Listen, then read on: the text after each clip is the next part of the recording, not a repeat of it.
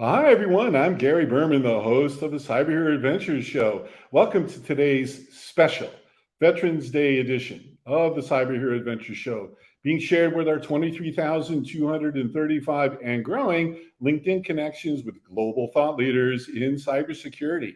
Our mission for today's show is to honor the brave, selfless men and women and their families who protect and defend America. A special thank you to Appgate for making today's show possible and for believing in our mission to shine the light on the unsung cyber heroes who toil in anonymity to keep us safe at work, at home, and at school. Appgate is the secure access company that provides cybersecurity solutions for people, devices, and systems based on the principles of zero trust security. Appgate updates IT systems to combat the cyber threats of today and tomorrow. Through a set of differentiated cloud and hybrid security products, Appgate enables enterprises to easily and effectively shield against cyber threats. Appgate protects more than 600 organizations across government and business. Please visit appgate.com. Thanks also to our presenting sponsor, Fortinet. Military veterans are by nature problem solvers who understand the importance of maintaining a strong defense posture and following the chain of command when dealing with an active threat. The Fortinet Veterans Program works to fill the cybersecurity skills gap by helping facilitate the transition of military service members, veterans, and military spouses into the cybersecurity industry. To learn more, visit fortinet.com/training/veterans program. And thanks again to our defenders of our digital universe thought leaders who are subscribers to the Cyber Hero Network, who get together every week to discuss high-level challenges and opportunities facing the cybersecurity community and to conduct business based upon the notion that a rising tide lifts all ships. Let's welcome to the show Robert Ungermock, cybersecurity sales engineer at Appgate. Hey, Robert, how you doing? Real good. How are you today? It's so nice to see you. And as I said in the introduction, thanks to you and your family for the sacrifices that you've made to keep our country safe. You're very welcome. Indeed. Tell our audience a little bit about why you decided to join the military in the first place. Sure. No, that's a great question. I get asked quite often. My family actually has an extensive history of service throughout the generations, going back to Fort McHenry. So it's a real proud service line. And sorry, I get choked up even thinking about it. But the thing is, it's about service. I graduated from high school in the early '80s, and thinking about where to go and what to do, and I was drawn to the service, and I felt like giving back and contributing to our government. It was a different world back then. We were in the Cold War, so a different kind of strategy. Cybersecurity was really, really just on the horizon of where we were going. And I took the ASVAB, scored really well, and joined as a signals intelligence analyst and went to language school. So that was the foundation of a career that spanned several decades now in InfoSec and cybersecurity. So it's been exciting. You know, it's amazing. Really, I'm not sure if this is an exactly correct statistic, but maybe like 1% of America, is at war. Correct. Is that valid? That's pretty correct. Yeah, exactly. Yeah. That's very correct. Well, then that's why it's even more important, for us in this show and everywhere, not just on this day, but all the time, to say thank you to you and your families and those who have made the ultimate sacrifice for sure. We have some breaking news. Well, hold it. Appgate, a leading cybersecurity company founded on zero trust principles, closes merger with Newtown Lane Marketing. Do you know anything about this? Yes, so it's exciting news. We spun out from our parent company, Sixtera, in January of 2020. Our goal as being a startup was to go public, and we achieved that this month, as a matter of fact. Just about 2 weeks ago, we just finally went public. So that merger's been great. We're excited. We're a growing company. We're always looking for new people and recruiting inside the military and our people that are transitioning out. It's an exciting place to work. Wow, that does sound fantastic. Well, Mhm. speaking of wonderful people, let me bring into the show Ed Godet. He's the CEO. And why are you laughing? I look. Remember, I do humor, and you do substance. That way, we stay in our lanes. I feel like I just went through a trailer for a movie, so I'm still buzzing from your opening. Indeed. So, Ed, thanks so much for being here. Ed is the CEO and founder of Sensinet, and also a military veteran. Tell us a little bit about why you first decided to join the military, Ed. Yeah, nothing like what Robert went through. I was a bit of a free spirit and bit of a beatnik, if you will, hippie. And the only way out of my small rural town was either to go into the military or go to college. And I got the best of both worlds. I was able to put myself through school on an ROTC scholarship, became a U.S. Army officer in the field artillery afterwards, and spent about 6-7 years fulfilling my commitment there, and resigned my commission in it was like mid 90s, if you will, after the first Desert Storm. So I'm sure our audience is just dying to know. Did you have long hair? You said you were. I did. I did. In fact, what I would do at basic training, which no one really liked, but I would wear my peace, my peace symbol on my dog tags, and Well, I that's got the a little objective. trouble. I got a little trouble for that. Well, no, I mean, peace is a good thing. I mean, like generally speaking, they're probably different ways of going about acquiring it. Is your point? And so No, but it was a great experience, Gary and Robert. Thank you for your service. It gave me direction. It gave me leadership skills that I wouldn't have acquired otherwise. It really, it enabled me to really become self-reflective about who I was and who I wanted to become. And obviously, giving back is just such a selfless act. Anyone and everyone that's in the service, demands our appreciation, because it really is a sacrifice on many levels. But again, for me, it was a great experience. I enjoyed the Army. I enjoyed the not only the intellectual challenge of the things we were doing with the howitzers, and we were on a nuke battalion, and so I first got into cryptography, and so it was very interesting and stimulating, but also just the physicality of the challenge, and having to do the PT tests every so often, and really just kept your mind and your body aligned and in sync. So it was a really great experience overall. It's amazing to me how many veterans are in cybersecurity who had the similar pathway, through signal intelligence and, things like that. It was like the ultimate training ground. But, there are also different ways to serve. And so I want to bring in to the show Tyler Conwood, who we just caught drinking. We did. If you need to spit something out with her, I can wait. We're all friends here. But Tyler spent a long time, much of her career as a civilian, but in service of the DoD. So Tyler, maybe you can share our audience a little bit about your origin story.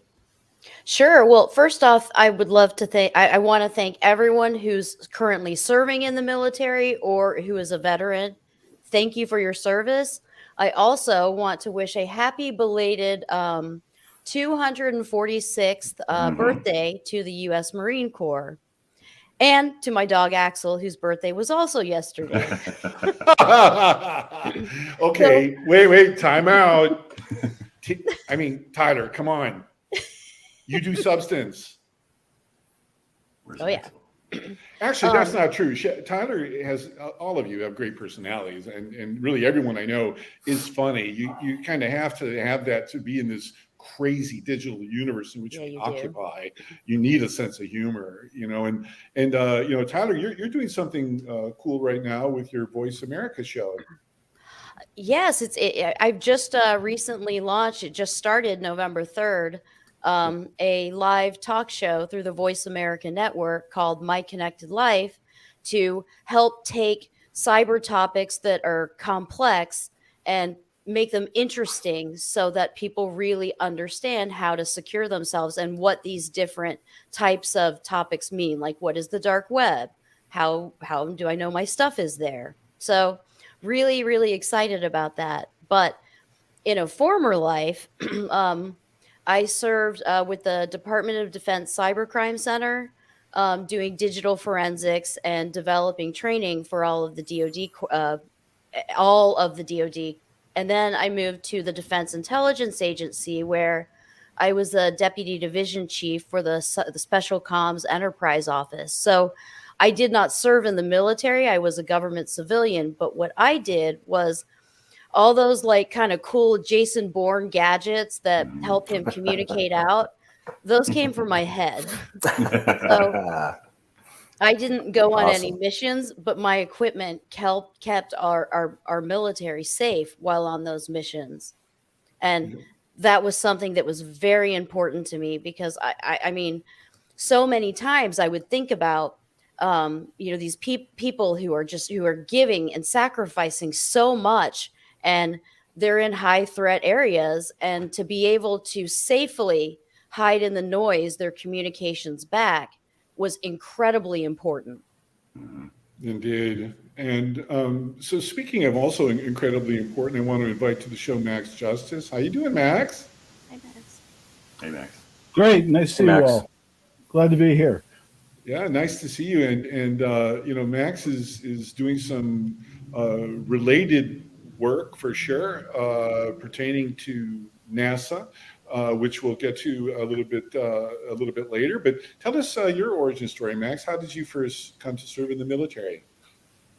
Sure. So first, I want to thank everyone here who's told us their story. It's quite incredible. In fact, Robert, I have to thank you for making me take a trip down memory lane this morning.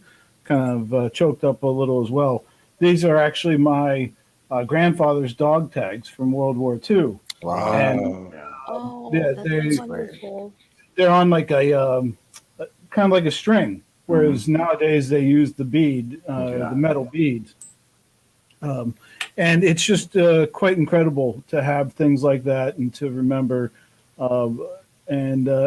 Actually, it was my brother, which is what got me into the Marine Corps. I actually was in the Army before I joined the Marine Corps. I went into the Army between my junior and senior year of high school. So went in quite young, as they say, young, dumb, and full of, well, we'll stop there. Yes. That was what got me into the military, was my a little bit of family tradition. And it got me out of being a hillbilly in the hills of Pennsylvania, where we really didn't understand about reading, writing, or arithmetic. So I was in for quite a wake up, and the military really taught me how to be agile, always think about the target. Really, that is cybersecurity. If you are not agile as an individual, agile as an organization, whoever is targeting you, they're going to get in. Amen. Because they were agile, they were nimble, they had their eye on the ball. They had you as a target. And if they want to target you, they're going to get in.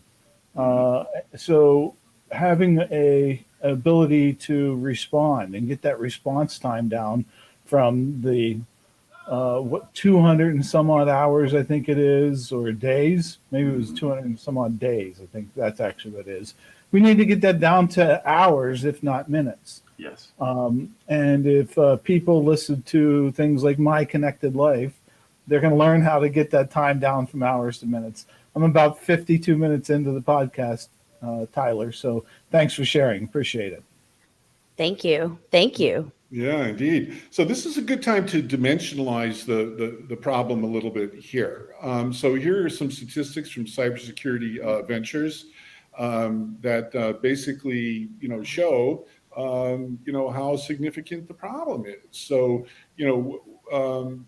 what do we do now as it pertains to the gap of jobs, and how do we start to attack this problem? What do you think about that, Robert? Yeah, it's an interesting watching the statistics that are going on. The numbers are just continuously growing. Every day I get up early. Well, I still get up early, and I review what's happened the day before. And we're constantly seeing new threats. And the lack of trying to find workers. I'm glad that's one of the things that has been one of the part of my mission, in addition to helping people that have been transitioning out with the issues, but also with hiring. And there's a lot of good companies that are taking that initiative to bring people into the workforce. And the skill set that comes out of the military is just, it's perfect for it. We're trained to do things that other people don't do. We're trained in leadership. We're trained in being able to identify problems and build a team and go after an objective and a goal. And it just aligns so well with cybersecurity and the other initiatives that we work. It's we got to keep going. We got to keep recruiting, and we got to keep looking for those people. Indeed. And, to build on that point, Ed, what is your thought about the potential of opening the aperture of potential career options within cybersecurity? One of the things we've learned in our work with NIST and the National Initiative for Cybersecurity Education is there's this decision point in middle school, like maybe 4th or 5th grade, where for various reasons, someone might self-assess, I'm not good at math, or how am I going to code, or, things like that. And they just kind of, opt out, of it. And so what are your thoughts about opening the aperture about all the different types of ways you can support cybersecurity?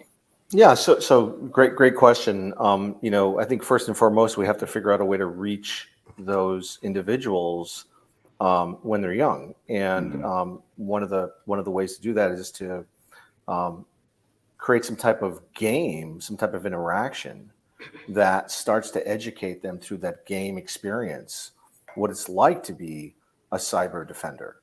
And I think those are certain, it's one example of the things we could do. We could also create incentives through the government, like we used to have the Pell Grant. Why not create a grant specifically designed for cybersecurity individuals and education and scholarships in that area? Indeed. And if the government really wants to, to drive and correct the issues around that scarcity around resources, it's certainly possible. We know how to do that. We've done that before.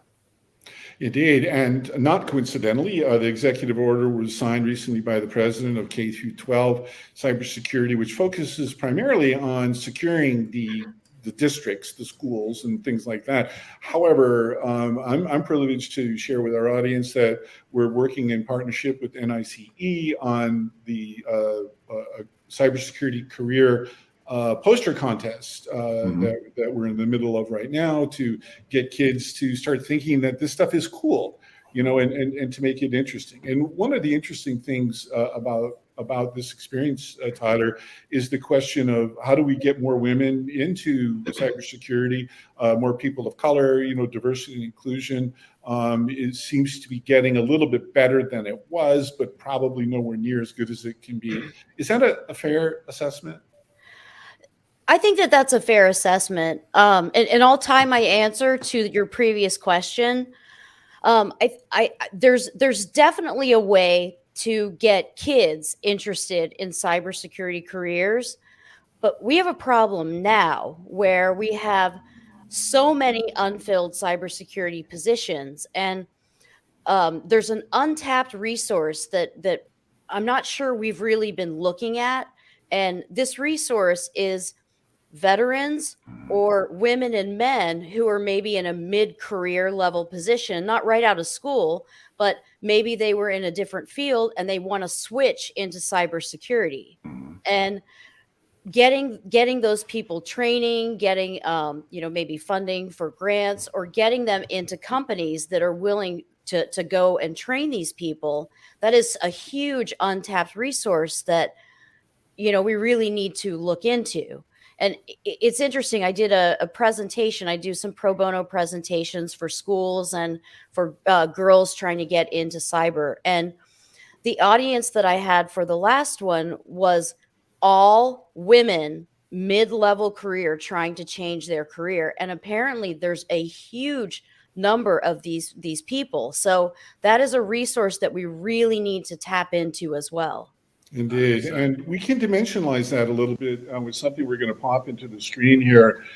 This is a super cool tool that was created by NIST and NICE called CyberSeek. And, basically, it's an interactive map. So you can see the number of cybersecurity jobs that are open, by state like this. And then you can also see that there are 464,000 job openings right now, and that the supply of cybersecurity workers is very low.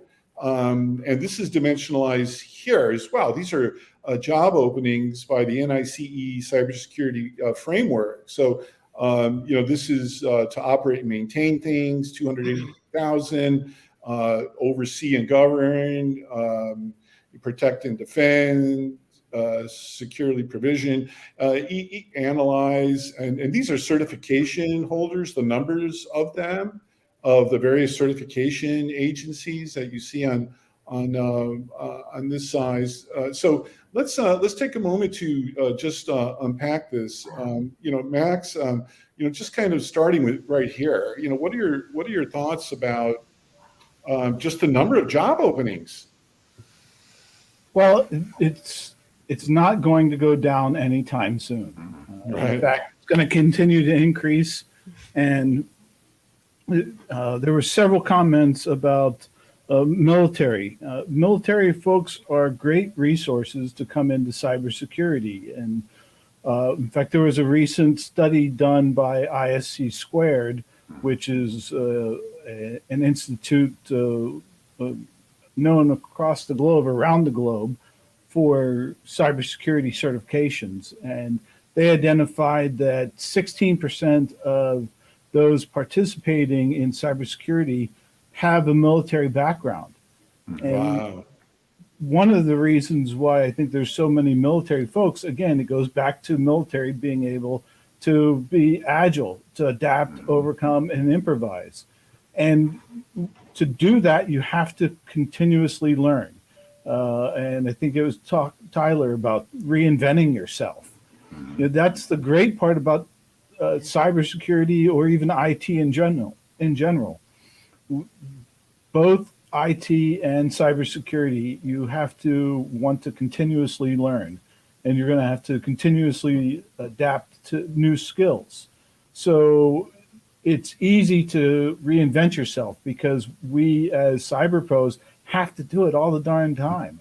And you're just joining the club of people continuously re-identifying themselves. Indeed. And Robert, you're shaking your head in agreement. Tell us about that. Yeah, I think Max hit on some of the key things. I mean, for people that are transitioning out, and you don't have to come from an intelligence division or something like that. I work with one of my partners, one of my sales executives is a Marine, former Marine. He's in the gunnery side. And you don't have to have that background. It's our experience. I mean, if you think about it, we're not fazed when the CEO comes into the SOC and he starts hammering on a table about an issue. Those things don't faze us. We're able to deal under pressure, deal with and condense complex situations down, and be able to brief somebody in simple terms. Those are some of the skill sets that come out of the military service, and even the GS service, like Tyler has mentioned. We've, as Max had mentioned, agility, improvising, thinking outside the box, being part of a team. These are highly valued skills that in the InfoSec market broadly. And if you enjoy working with people, I've been working in operations for years. And when I got the call to come back for AppGate, I wanted to work on the sales side. I wanted to interact with more people and talk to people and talk to companies about how we can help them. And so there's a wide variety. And I think sometimes cyber gets siloed into a group of people that are sitting in the dark, but we're not always like that. We're doing other things. Drinking Jolt Cola. Yeah, exactly. Mountain Dew and ice always next to us. Yep, exactly. And not all hackers wear hoodies. Correct. A lot of them. Well, wear wait, hold on. I was just going to say, it looks like you have a hoodie. That's right. But by the way, just stay on that point. We're joking, but there is something to what you just said, which Max, which is the archetype of Yes. what cybersecurity is. Is it this person sitting by themselves, with a hoodie. And the data shows it's really not. These are criminal organizations that have an incredible level of sophistication. And you have everything that's available on the dark web. You can get hacking as a service and all that. What do you think about that, Ed? Well, I think as the data shows, first, these resource constraints are chronic. It's been a chronic problem in IT and in cyber for a long time. And as Max said, it's only getting worse as the data shows. So we're not going to hire our way out of the problem. We've got to consider the vector of hiring and resources, people, as one of the drivers of solving the problem. But we also have to look at the processes that we currently use and employ, and the technology and the automation. And we need to think about them holistically as this trinity of a solution that will help us really solve the cyber issues. And we need to start taking a page out of the hacker's playbook. And so one of the things we don't do well as an industry is we really don't collaborate. And if you look at what's happening with the hackers, they are collaborating at another level. They actually have venture capitalists formed that are funding their initiatives, which is just shocking. I mean, forgive the interruption, but you're saying such an important point because, from everything I've listened and learned about all this stuff, the hackers are horizontally structured. They freely more or less share information and everything. Absolutely. Where the defenders are vertically structured in part because of rules and regulations and laws, but also intellectual property and competition and things like that. Exactly. So the good people are handcuffed, by a lot of stuff. However, and I'm going to put this to you, Tyler, because I know you have to jump off in a minute. One of the things that I'm really optimistic about, I want to check in with you, Tyler, if you agree, that the leadership right now at CISA, for example, Jen Easterly and Chris Ingles over at the White House, and Jen Nakasone. I mean, these folks are changing the culture, and they have a forward-leaning, I forget the exact word, but it's like forward-leaning approach. And something is working because we're seeing our evil being taken down. We're seeing some of this stuff happening. Tyler, what do you think? And then also, before you leave, let our audience know how they can get more information about your new show and things like that. Sure. You can actually follow me on LinkedIn, Tyler Cohen Wood. You can go to the Voice America site and type in my name and look for the show. And then by the end of this week, you can go to tylercohenwood.com and find out more information. Great. Congratulations. Yeah. And so is there anything else you want to share with our audience before you have to go? Well, yeah, I think there were so many really good points that have been brought up here, and the technology is changing, and there is room. If you look at those open job numbers, people are looking and hiring people from different careers that want to come into this career, and I think we can fix tomorrow's problem because we can start teaching that in schools to young kids. We should be teaching cybersecurity to kids anyway, but we need to fix today's problem. And today's problem means you're going to have to find another pool of resources to fill these jobs. And, former veterans, what everyone said today about the military, they are 100% right. They just know how to adapt to a situation, and they're not intimidated by things. So that's an incredible pool of resources for people, trying to come into the cybersecurity field. So indeed. Well, let me end by go ahead. Real quick, Tyler, congrats on the first episode of the dark web, the red light district of the internet. She pulls in 3 big names on the very first show. Scott Schover, Bob Schiff, Ken Muir. It's a great conversation. If you haven't heard it, go listen to it. Yeah, thank you. It's great. We talked about some of the things that Bob has actually found on the dark web, which is kind of unbelievable. So yes, definitely listen to that. But Indeed. Tyler, on behalf of Grateful Digital Universe, thanks for who you are and what you do. And I don't know if you know or not, but you and I are friends now. we're friends. I know Gary's going to be on the show too. So let me. We're wrapping up here, and Robert, thanks for being able to join back in, let me just say thank you again for the service for you and your family that you've given to our country. Is there anything else that you'd like to amplify before we sign off?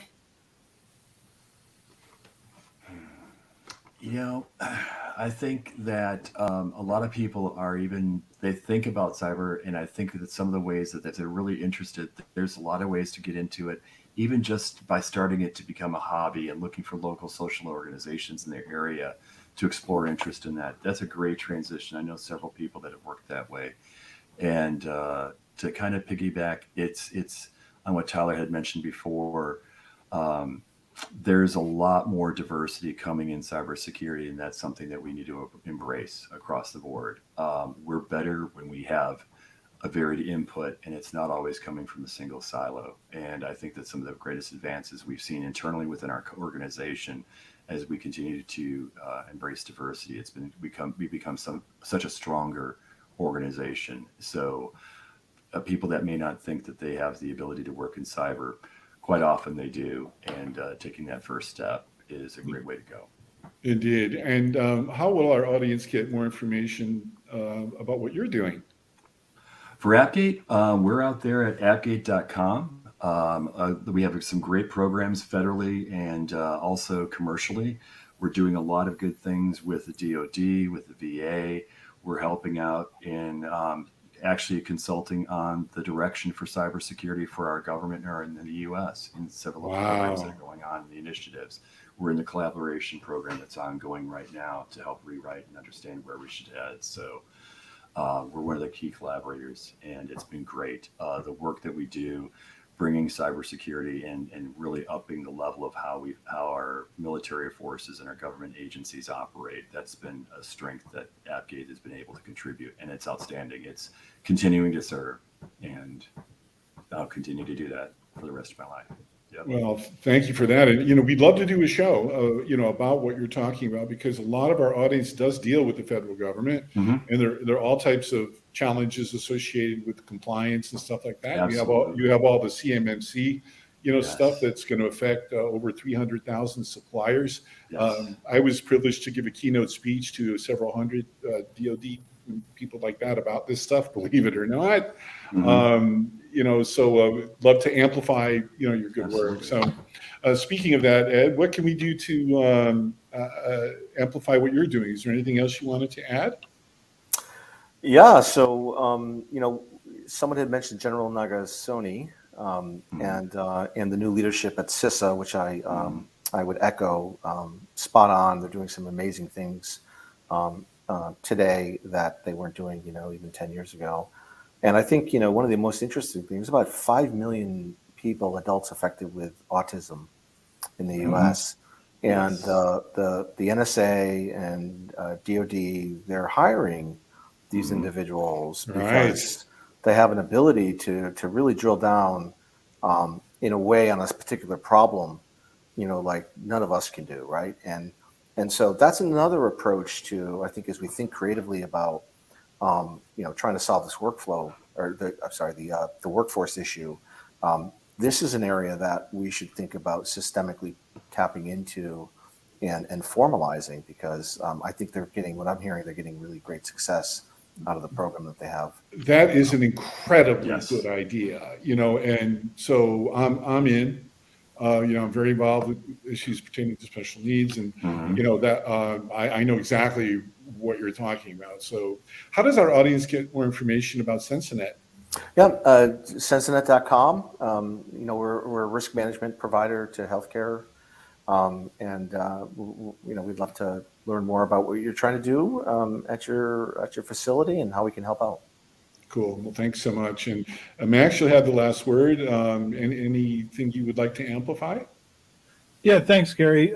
So we were talking earlier, I believe about hacking at some point came up. Or if not, I was looking at some hacking data. The reason why I look at hacking data, I'm actually working on my PhD, and my dissertation is going to be on how the hacker innovates.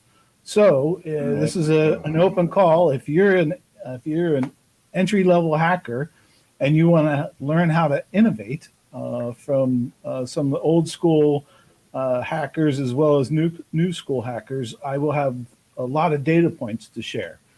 And with that, especially as we talked about people going from the military to the civilian world, the top 5 professions within cybersecurity all are hacked professions as well. Wow. So meaning cloud security, cloud gets hacked. Malware analysis, well, malware is that is the hack. Data analysis, well, it's because we wanted to hack the data.